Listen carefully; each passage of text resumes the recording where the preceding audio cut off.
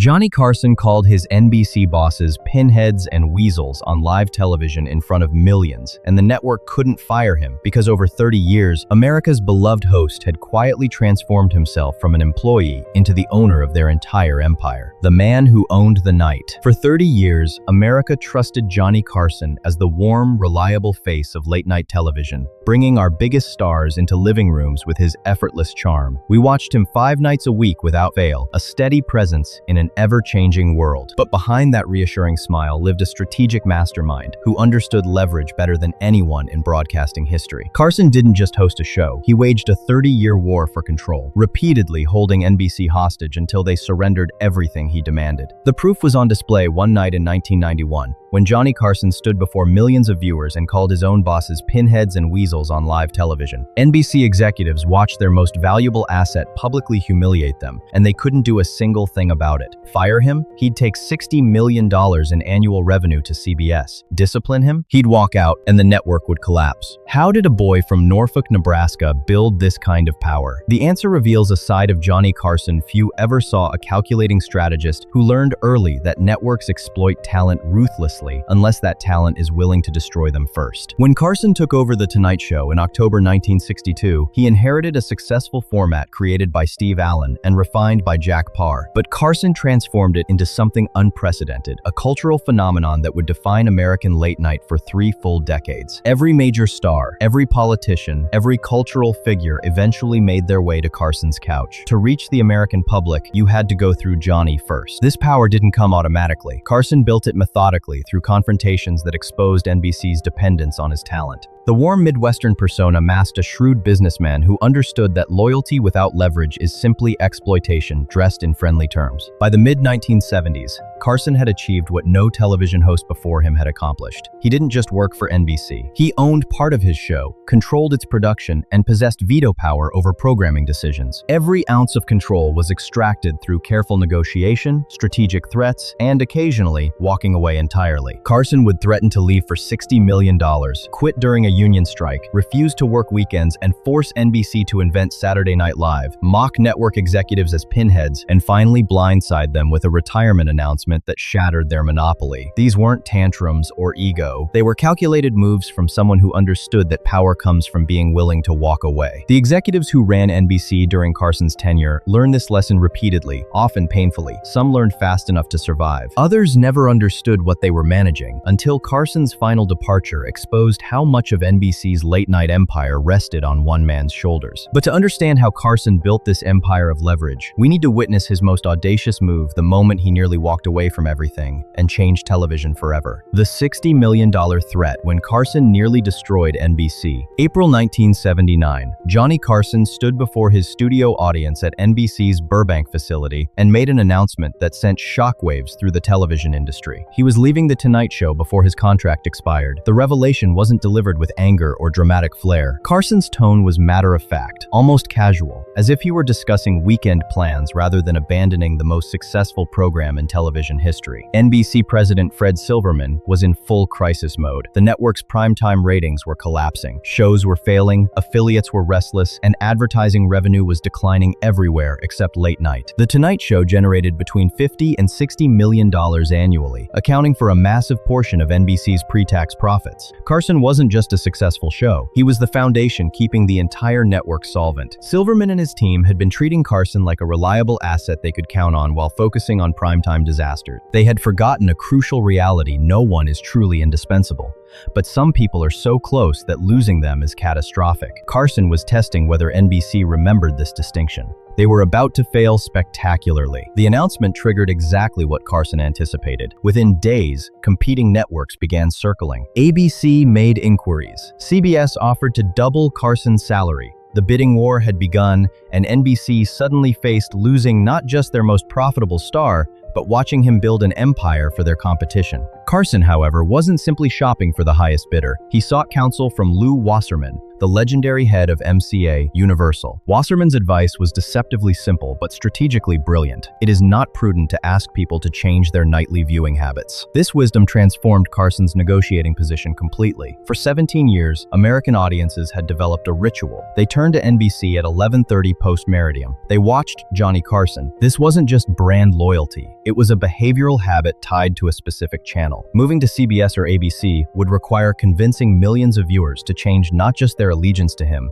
but their physical relationship with their television dial. Carson's audience would fragment, his ratings would suffer, and his leverage would diminish. But staying at NBC meant Carson had maximum leverage, right where he stood. The network couldn't afford to lose him. Their competitors couldn't guarantee they could successfully transfer his audience. Carson held all the cards if he played them correctly, and Johnny Carson always played correctly. Walking into those negotiations, Carson knew he'd already won. NBC knew it too. The question wasn't whether they'd meet his demands, it was how much he'd demand before showing mercy. The negotiations produced the most revolutionary television contract in industry history. When the deal was finalized in 1980, Carson didn't just receive a substantial salary increase, he transformed from employee to owner, from talent to mogul. The contract granted Carson ownership of The Tonight Show's archives dating back to 1962. This was content NBC had previously owned, content they had planned to license and profit from indefinitely. Suddenly, they no longer controlled their own history. Carson did. Those archives would generate hundreds of millions of dollars in licensing, home video sales, and eventually digital distribution. Carson also established Carson Productions, which took over production duties. Instead of NBC producing a show that Carson merely hosted, Carson now produced his own show that NBC merely broadcast. This gave him control over hiring, budget decisions, creative direction, and spin-off opportunities. But the most strategically significant clause gave Carson control over the time slot immediately following The Tonight Show. This 90-minute window from 1 to 2:30 ante-meridium had been neglected by NBC. Carson saw its potential. In February 1982,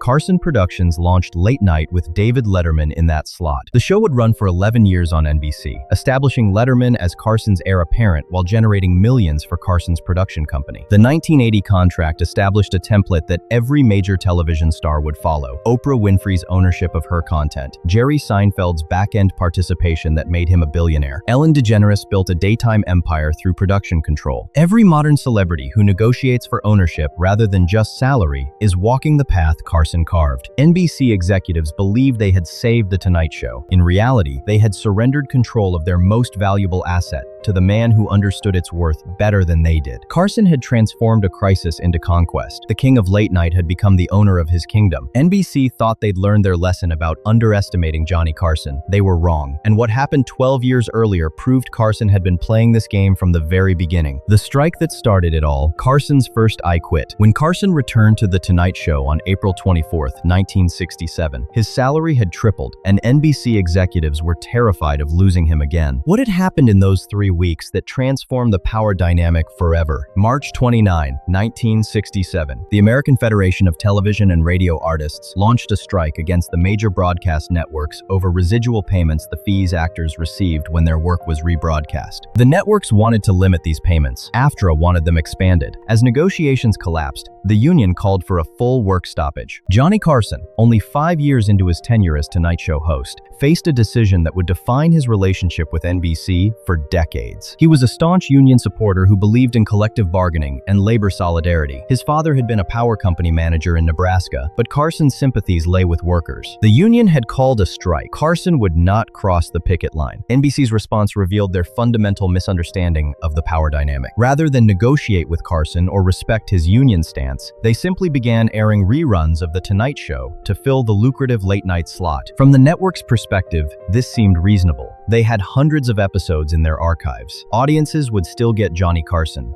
just delayed. The advertising revenue would continue flowing. Carson's legal team saw it differently. His contract included specific language about rebroadcast rights and residual payments. The network was required to negotiate compensation in advance before airing repeated material. By unilaterally airing reruns, NBC had breached their agreement. They were using Carson's labor, his performance, his audience, his brand, without permission and without payment. For Johnny Carson, this wasn't just about money, it was about respect. NBC had decided they could replace him with his own past performances, as if he were simply content to be repackaged rather than a living talent deserving consultation. On April 4th, 1967, Carson made his own announcement. He had quit The Tonight Show. His employment with NBC was terminated, effective immediately. NBC panicked. The strike was one thing, a temporary inconvenience. But losing Johnny Carson permanently was existential. The Tonight Show was already the network's most profitable program. Without Carson, NBC would need to rebuild late night from scratch, spending years and millions trying to recapture what they had just lost. The network scrambled to fill the void with guest hosts Jimmy Dean and Bob Newhart. These were talented performers, but they weren't Johnny Carson. The ratings reflected the difference. Advertisers grew nervous. Affiliates complained. NBC suddenly realized they had no leverage without their star. The dispute was resolved within weeks. NBC agreed to properly compensate Carson and to revise their contracts to prevent future breaches. Carson had won his point about contractual integrity and union solidarity, but he wasn't finished teaching NBC a lesson. The strike ended. The new agreement was signed. Carson was free to return. Instead, he waited. He strategically delayed his return until April 24th, 1967. The timing was deliberate and calculated to inflict maximum pain. ABC was launching The Joey Bishop Show on April 17th, a direct competitor designed to challenge Carson's late-night dominance. NBC desperately wanted Carson back before Bishop's premiere, hoping to use their star's return as counter-programming. They needed Carson to save them. Carson refused. He wouldn't let NBC benefit from his loyalty after they had just demonstrated how little they valued it. If NBC wanted Johnny Carson back, they would get him on his schedule, for his reasons,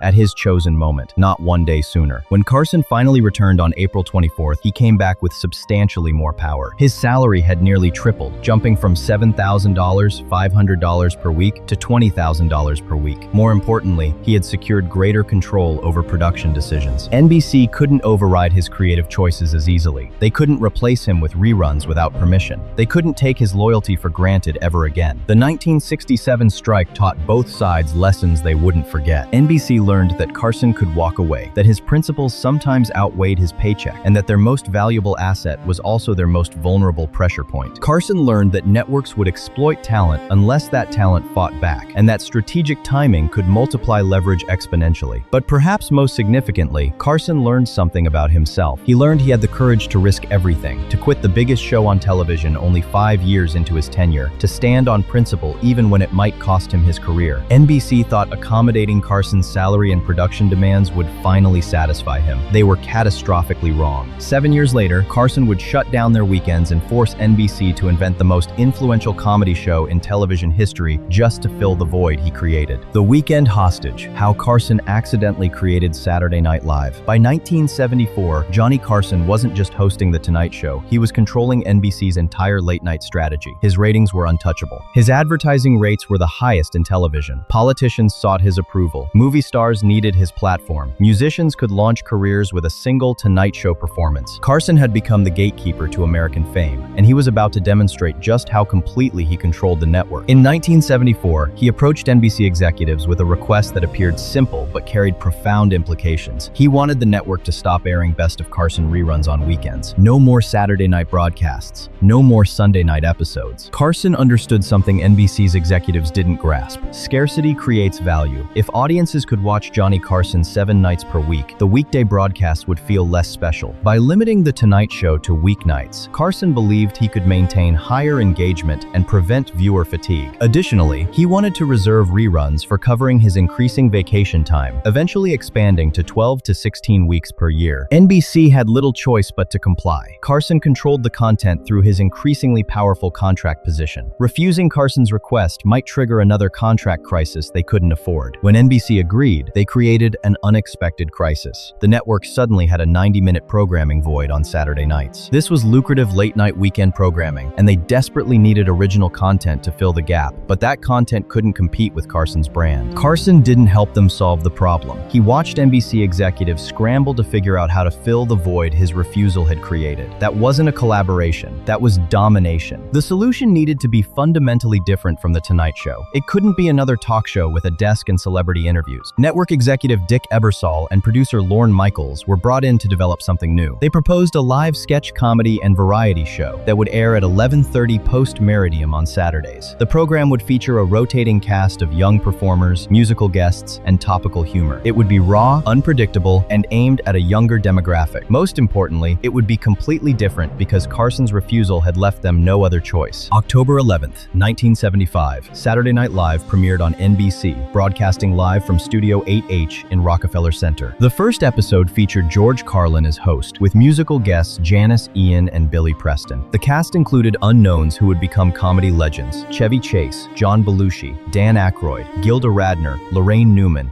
Garrett Morris, and Jane Curtin. Saturday Night Live didn't happen despite Johnny Carson. It happened because of him, because Carson said no to weekend work and didn't care what problems it created. Carson's refusal to compromise indirectly created television's most important comedy laboratory. Every cast member who went from Saturday Night Live to movie stardom, Bill Murray, Eddie Murphy, Mike Myers, Will Ferrell, Kristen Wiig, existed in the Carson-shaped hole he deliberately carved out. The irony is exquisite. Carson, the ultimate professional who valued control and perfection, created the conditions for a show that celebrated chaos and risk. Saturday Night Live became influential precisely because it wasn't The Tonight Show. Carson never publicly took credit for Saturday Night Live's creation. He didn't need to. He understood that his power wasn't about claiming credit, it was about controlling outcomes. Saturday Night Live existed because Carson said no. The show's 45-plus-year run stands as testament to the power of strategic refusal backed by unassailable leverage. NBC thought giving Carson weekends off, ownership stakes,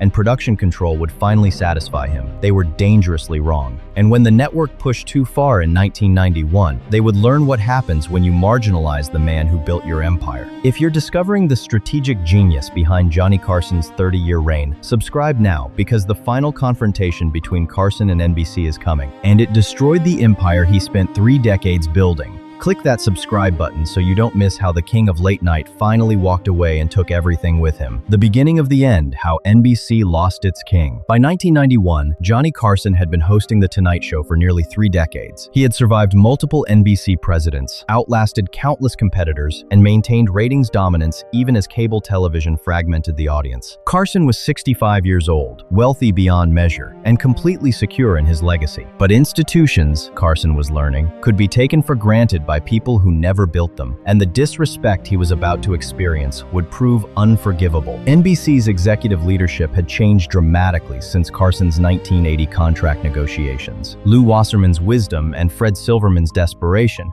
had been replaced by a new generation of network managers, Warren Littlefield and John Agolia, who had never experienced NBC without Johnny Carson. To them, The Tonight Show was simply part of the landscape, a reliable profit center that had always been there. They didn't understand the battles Carson had fought to build that reliability. They were about to pay dearly for that ignorance. In September 1991, NBC made a decision that seemed minor but proved catastrophic in Carson's eyes. The network delayed The Tonight Show's start time from 11:30 post-meridium to 11:35 post-meridium. 5 minutes. Just 5 minutes to give local affiliates additional time for late-night news programming. From the network's perspective, this was reasonable accommodation for affiliate partners. 5 minutes wouldn't materially affect Carson's show. Carson saw something entirely different. He saw a slippery slope. Today it was 5 minutes. Next year, it might be 10. Eventually, NBC would push The Tonight Show to midnight, gradually eroding his prime late-night position. Carson had spent 3 decades fighting for control over his time slot. This unilateral decision felt like a betrayal of everything he had negotiated. More fundamentally, the 5-minute delay revealed what NBC truly valued. The network valued affiliate relationships more than their relationship with Carson.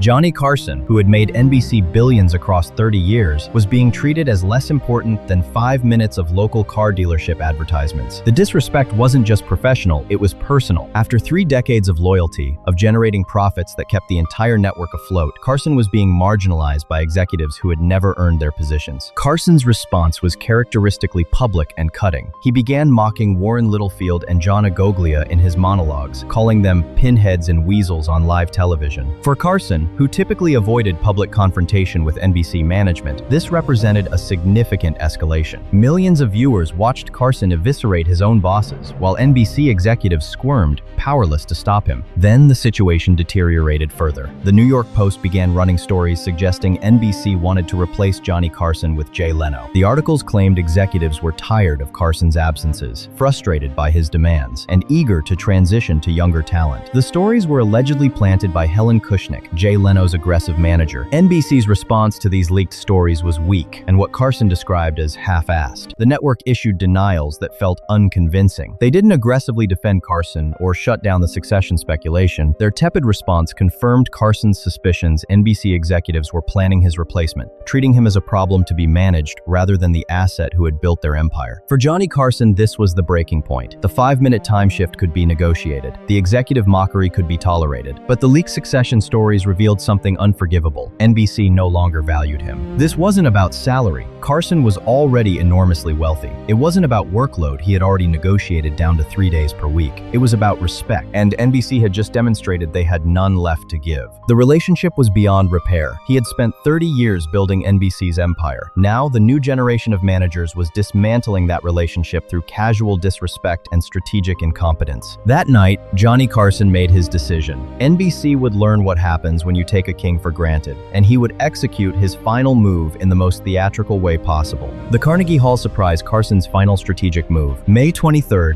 1991, NBC held a meeting for its affiliate partners at Carnegie Hall in New York City. Johnny Carson was scheduled to make a routine appearance, smile for the affiliates, and remind everyone why late night belonged to NBC. Instead, Johnny Carson surprised the entire network by announcing his retirement from The Tonight Show. The announcement wasn't leaked beforehand. It wasn't negotiated with executives. It wasn't discussed with potential successors. Carson simply stood before the assembled affiliates and NBC management and informed them he was leaving. His final Tonight Show broadcast would air in May 1992, giving the network exactly 1 year to manage the transition. The shock in Carnegie Hall was palpable. Warren Littlefield sat frozen. John Agolia's face went pale. The executives who had marginalized Carson, who had shifted his time slot for affiliate convenience, who had leaked succession stories, suddenly realized what they had done. The announcement was vintage Carson theatrical, perfectly timed, and strategically devastating. By choosing Carnegie Hall as his venue, Carson controlled his exit narrative completely. He made NBC executives learn about his retirement at the same moment as their affiliate partners, eliminating any possibility of private negotiation. He gave them exactly 1 year's notice, enough time to plan a succession, but not enough to convince him to stay. The decision was final. The surprise announcement forced NBC into an immediate succession crisis entirely on Carson's terms. The network had to choose between Jay Leno and David Letterman, and they had to make that decision publicly,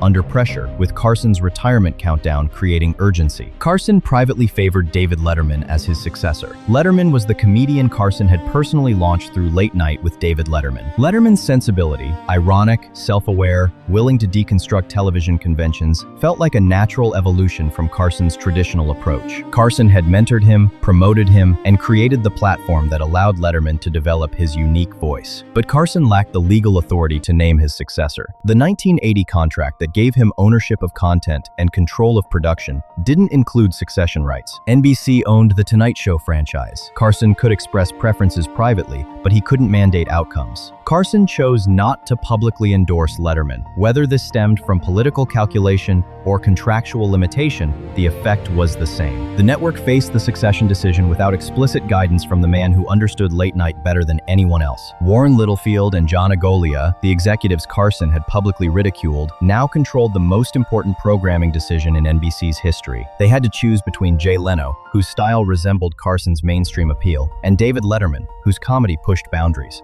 They chose Jay Leno. The reasoning was both understandable and tragically short-sighted. Leno seemed like the safer choice, more Carson-like. He performed traditional stand-up. He told jokes about current events. He interviewed celebrities without irony. Leno felt familiar, comfortable. NBC executives, having just lost the irreplaceable Johnny Carson, desperately wanted to minimize change. David Letterman felt betrayed. He had assumed his years of loyalty, his success in the post-Tonight Show time slot, and his creative innovation had earned him the succession. Instead, NBC chose Leno, and Letterman was offered the consolation of continuing Late Night at 12:35 ante-meridiem. Within months, David Letterman defected to CBS. The competing network offered him The Late Show with David Letterman, airing at 11:30 post-meridium in direct competition with Leno's Tonight Show. The defection split the late-night audience NBC had dominated for 30 years. The monopoly was shattered. Johnny Carson's final walkout was permanent, but his inability to explicitly endorse Letterman left the succession decision to executives who didn't understand what they had inherited. The late-night monopoly Carson spent 30 years building for NBC shattered within months of his departure. Carson's final Tonight Show broadcast aired May 22, 1992. The episode was characteristically elegant, filled with clips and memories and Carson's gracious acknowledgement of the audience who had watched him for 3 decades. He signed off with his traditional goodnight. Then Johnny Carson walked off the Tonight Show stage for the last time. Carson had won every battle with NBC for 3 decades. The strike, the ownership fight, the schedule demands, the creative control. But in the end, his greatest victory contained his greatest defeat. He controlled his exit with characteristic showmanship, but he couldn't protect the institution he had built or ensure his chosen successor would inherit it. Which revelation surprised you most? That Carson threatened to leave for $60 million, that he forced NBC to invent Saturday Night Live by refusing to work weekends, or that NBC's disrespect pushed him into retirement and destroyed their own empire? Tell us in the comments what shocked you most, and let us know what Golden Age Hollywood topic we should uncover next. The legacy of leverage, how Carson changed television forever. What did Carson's 30-year war with NBC mean for every television star who came after him? The answer reveals why modern celebrity works the way it does, and why Carson's legacy extends far beyond the laughter we remember. In 1986, Oprah Winfrey walked into contract negotiations with King World Productions with a single demand: ownership. The executives were baffled. Hosts didn't own their shows. That's how television has always worked. Oprah's lawyer pulled out a document, Johnny Carson's 1980 contract, and said, "This is the new standard." King World capitulated. Oprah became a billionaire. Johnny Carson had rewritten the rules. Carson's strategic walkouts weren't tantrums. They were the systematic dismantling of the studio system's total control over talent. Before Carson, networks owned everything: the content their stars created, the archives of their performances, the time slots they occupied. Performers were employees, highly paid perhaps, but fundamentally replaceable. Charlie Chaplin, Mary Pickford, and Douglas Fairbanks had broken free to form United Artists in 1919, but they remained rare exceptions. Johnny Carson's 1980 contract shattered this paradigm. By securing ownership of The Tonight Show's archives dating back to 1962, Carson established that talent could own their intellectual property. By creating Carson Productions, Carson demonstrated that stars could be their own bosses. By securing control over the post-Tonight Show time slot, Carson proved that talent could build empires extending beyond their own performances. The template became the blueprint for modern television power. Jerry Seinfeld negotiated back-end participation that generated wealth decades after the show ended. Ellen DeGeneres built an entertainment company producing multiple shows. Every major television star today follows Carson's playbook. They demand ownership stakes. They create production companies. They control their intellectual property. This represents a fundamental rebalancing of power from institutions to individuals. Before Carson, talent created value and networks captured it permanently. After Carson, talent creates value and controls it indefinitely. But Carson's revolution had limited his final act, revealed painfully. Warren Littlefield and John Agolia, the pinheads Carson had mocked, controlled the late-night empire Carson had built. Their choice of Jay Leno over David Letterman seemed reasonable, but catastrophically misread late-night's trajectory. Letterman represented evolution comedy that reflected changing sensibilities. Leno represented repetition. David Letterman's defection to CBS destroyed NBC's monopoly immediately. For 30 years, NBC had owned late night completely. Within months of Carson's retirement, that monopoly shattered. The late night audience split between Leno and Letterman and has remained fragmented ever since. Carson's legacy for NBC is fractured. He made them billions across 30 years, establishing late night as a profit center. He built an audience habit so powerful that viewers automatically turned to NBC at 11:30 post-meridium for 3 decades. He trained David Letterman, who could have maintained that monopoly if executives had recognized his value. But Carson couldn't protect his creation from institutional incompetence. He couldn't mandate his succession. His strategic genius enriched himself and changed the industry's power dynamics, but the institutional dominance he built perished with his retirement. The network kept the time slot. Carson kept the power. Carson proved that talent could win against networks, that individual leverage could overcome corporate control, that strategic thinking could reshape industry power structures. But personal victory doesn't guarantee institutional preservation. You can build an empire through brilliance, but you cannot protect it from those who inherit it without understanding its foundation. The fractured late-night landscape isn't Carson's failure. It's proof that NBC's executives never comprehended they were managing a kingdom they didn't build. Jimmy Fallon, Stephen Colbert, Jimmy Kimmel, Seth Meyers, multiple hosts now compete in the space Carson dominated alone. No single late-night host will ever achieve the cultural monopoly Carson maintained, because the conditions enabling that monopoly, 3 networks, limited viewing options, unified audience habits, no longer exist. Carson's true legacy transcends ratings and succession battles. He transformed the relationship between talent and institutions in American television. He proved that stars could own their work, control their destiny, and build wealth beyond performance fees. He established that leverage comes from understanding your value and the courage to risk everything defending it. We remember Johnny Carson for his warmth, his wit, and 30 years of laughter that defined American late night. We remember the desk, the golf swing, Ed McMahon's laugh. We remember Karnak the Magnificent and Aunt Blabby. We remember a cultural institution that brought the nation together 5 nights per week. But Carson's true legacy isn't what we saw on screen. It's what he fought for behind the scenes, battle by strategic battle. He didn't just walk out on NBC. He walked away owning everything that mattered: his content, his dignity, his creative control, and his place in history. The network kept the time slot. Carson kept the power. And in the end, that made all the difference. Johnny Carson transformed himself from an employee who could be replaced into an institution that couldn't be replicated. He used strategic departures to negotiate ownership. He leveraged union principles to establish respect. He understood viewer psychology better than network executives. He recognized that true power comes not from being indispensable, but from being willing to walk away. The executives who managed NBC during Carson's tenure learned these lessons repeatedly, often painfully. Some learned fast enough to accommodate Carson's demands and benefit from his success. Others never understood what they were managing until Carson's retirement exposed the foundation they had taken for granted. The 30-year empire Carson built lasted exactly as long as Carson chose to maintain it. When he walked away, the monopoly collapsed because it had always rested on one man's shoulders. If this untold story of Johnny Carson's strategic brilliance revealed a side of Hollywood history you never knew, give this video a like and share it with anyone who remembers when Carson ruled the night. His battles changed television forever, and every star you love today owes their power to the war Johnny Carson won. We'll see you in the next video. Thanks for watching.